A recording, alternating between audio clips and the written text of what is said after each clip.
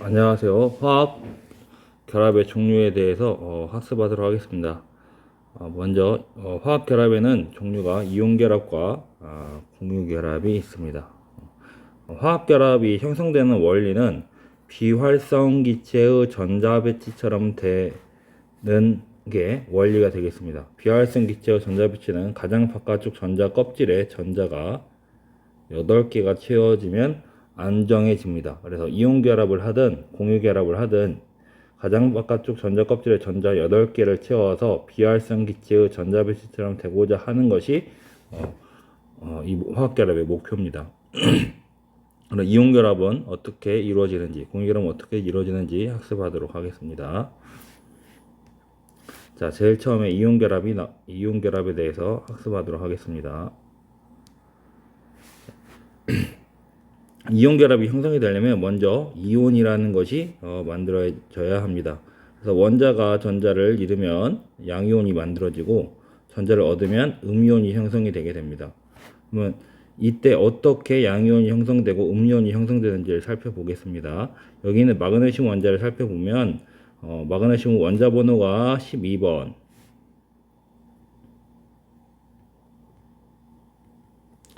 원자 번호가 12번이니까 양성자 수가 12개, 전자의 개수가 12개가 됩니다. 그래서 여기 플러스 12라고 12 플러스라고 써져 있는 게 양성자가 12개라는 의미가 되겠습니다. 그래서 양성자가 12개, 전자의 개수 마이너스를 띄고 있는 게 갖고 있는 전자인데 이거 개수를 세보면 12개가 되죠. 이 전자들은 첫 번째 전자 껍질에 전자가 2개, 두 번째 껍질에 8개, 세 번째 전자 껍질에 2개의 전자가 배치되어 있는데 가장 바깥쪽 전자 껍질에 전자가 2개가 배치되어 있습니다. 비활성 기체의 전자 배치처럼 되려면 가장 바깥쪽 전자 껍질에 전자가 8개가 채워져서 안정해질 수가 있습니다. 그러면 여기 있는 가장 바깥쪽 전자 껍질에 있는 전자 2개를 잃는다고 한다면 마그네슘은 가장 바깥쪽 전자 껍질의 전자 개수가 8개가 되게 됩니다. 그래서 안정한 비활성 기체의 전자 배치처럼 돼서 안정해지게 됩니다. 그래서 마그네슘 원자는 전자를 2개를 잃고 마그네슘 이온이 되는데 이때 안정한 전자 배치, 비활성 기체 전자 배치로 해서 안정해져서 마그네슘 이온이 되게 됩니다. 이때 전하는 플러스 2의 전하를 띠게 되는데 이 플러스 2의 전하는 플러스 12인 양성자 개수에서 마이너스 성질을 띠는 전자의 개수를 계산을 해주면 양성자가 12개, 마이너스 전자를 띠는 전자의 개수 10개니까 합치면 플러스 2가 돼서 여기 플러스 2가 나오게 되는 겁니다. 산소 원자를 살펴보겠습니다. 산소 원자는 원자 번호가 8번이고 양성자 수가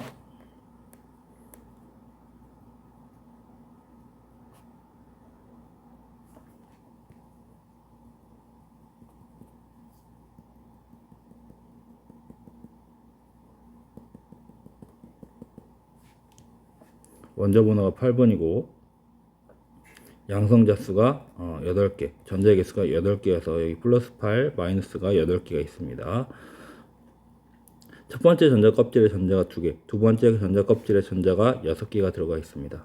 가장 바깥쪽 전자 껍질에 전자를 8개를 채워야 안정해지는데 지금 여기 있는 산소는 가장 바깥쪽 전자 껍질에 전자가 6개가 있으니까 2개의 전자가 더 필요합니다. 그래서 2개의 전자를 더 얻으면 가장 바깥쪽 전자 껍질에 전자가 8개가 채워져서 안정한 상태가 됩니다. 이때 이 전하량은 마이너스 2를 띠게 되는데 마이너스 성질을 띠는 전자가 10개, 플러스 성질을 띠는 양성자가 8개 있죠. 플러스 8, 마이너스 10 하면 마이너스 2가 나오죠. 그래서 마이너스 2의 전하량을 갖게 됩니다.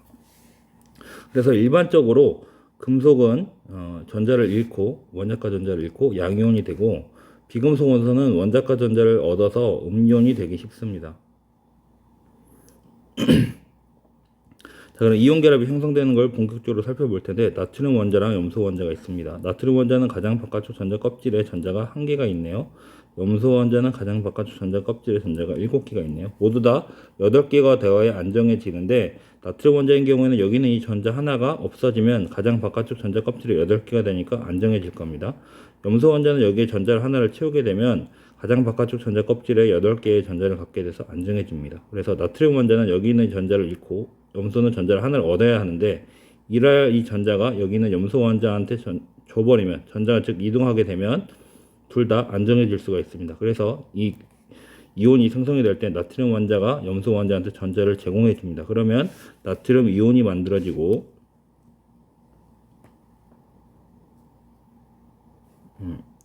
염화 이온이 만들어지게 됩니다. 그러면 플러스 전하를 띠는 나트륨 이온과 마이너스 전하를 띠는 염화 이온이 만들어지면 플러스와 마이너스는 N극과 S극이 잡아당기듯이 서로 잡아당기는 힘이 생성되는데 그 힘을 갖다가 정전기적 인력이라고 합니다. 그러면 이 둘이 서로 잡아당기는 힘에 의해서 결합이 생성이 되게 됩니다. 이러한 것처럼 양이온과 음이온 사이의 정전기적 인력을 통한 화학 결합을 이온 결합이라고 하고 이 이온 결합은 금속과 비금속 원소 사이에서 생성이 되게 됩니다. 자, 이제는 공유 결합에 대해서 살펴보겠습니다. 자,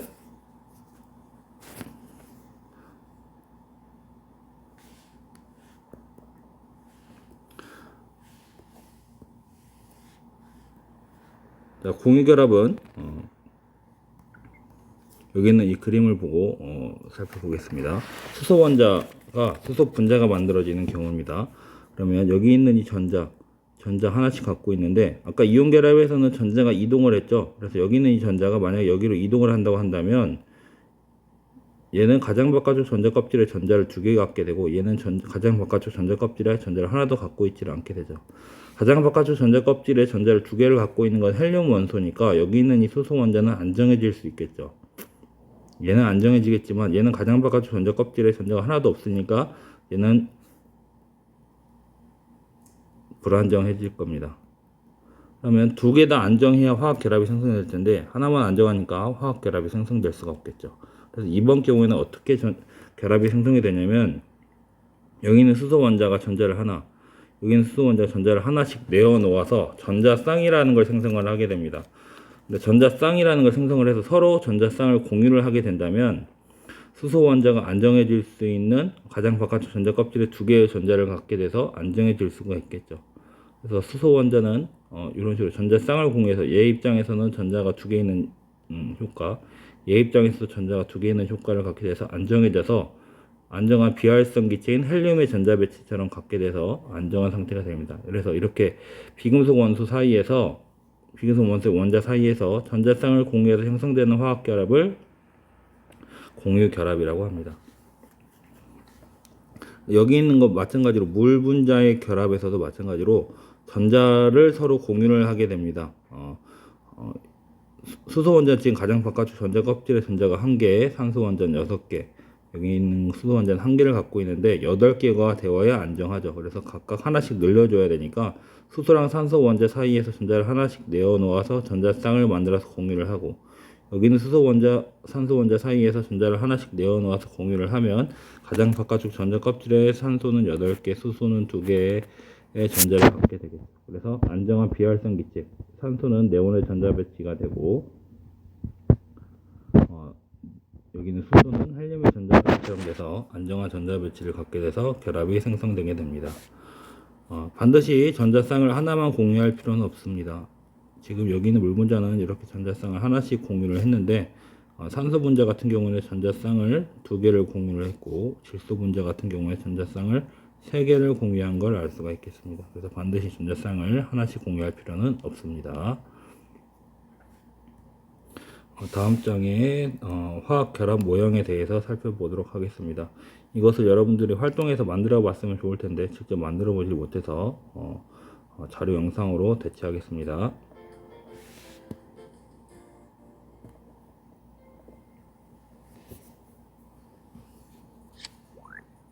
원자 모형으로 화합물의 결합 모형을 만들어 화학 결합이 형성되는 원리를 전자 배치와 관련지어 설명해 봅시다.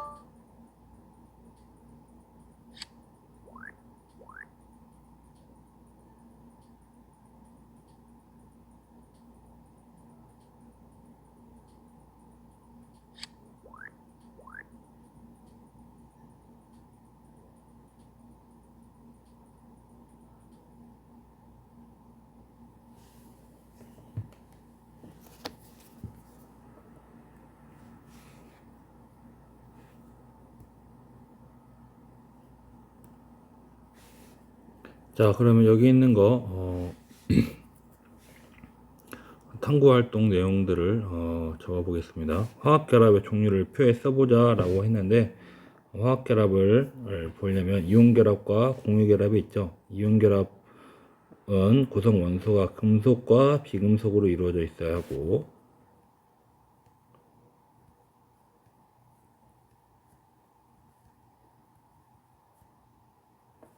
공유 결합은